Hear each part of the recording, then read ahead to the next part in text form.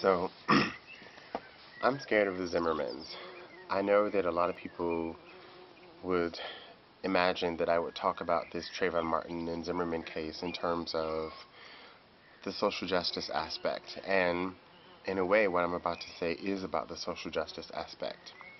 But I would also just like to speak as a guy, as a black guy, as a black American, as a guy who is a pedestrian, who has walked around to the corner store many times in my life. Um, it scares me to think that because of who I am, how I look, could provoke someone to be violent towards me. It terrifies me to think that. Um, Now, I know that if I were in the Trayvon Martin situation, I imagine that I would have handled it differently than Trayvon Martin. I imagine that I would have swallowed my pride and, emotionally disarmed a Zimmerman and not provoked him any further than he was already provoked when he approached Trayvon Martin.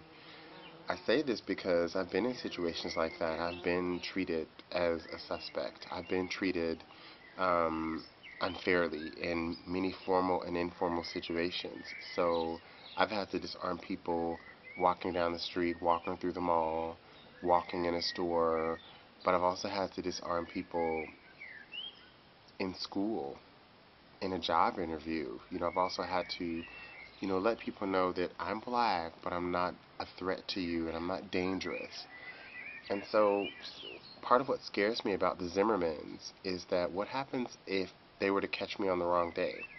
What if something else was on my mind and some person like that approached me, a Zimmerman approached me, and I just had it, or as they say, I was just having a bad day. Like, what if I were just having a bad day and I responded in such a way that that person who was already provoked, the Zimmerman who was already provoked, felt threatened and therefore could shoot me?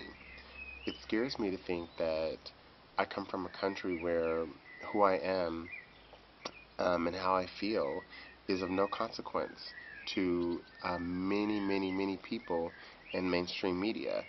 I'm not talking about MSNBC or even CNN, but I'm talking, well, yeah, Fox News is one of the places where I hear a Bill O'Reilly talking about how people like me, or Ted Nugent talking about how we're just a threat. Ted Nugent compared us to a Dalmatian. And if Dalmatians are biting kids in the neighborhood, well, wouldn't you be out looking for black and white dogs and locking them up? And so, well, here I am, according to them, a black and white dog.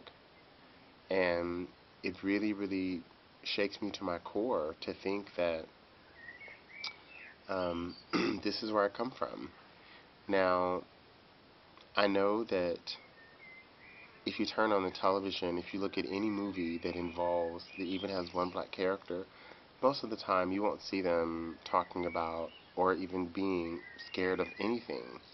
We are portrayed as hard, um, courageous, sensual, and anything that could be powerful, but anything but vulnerable.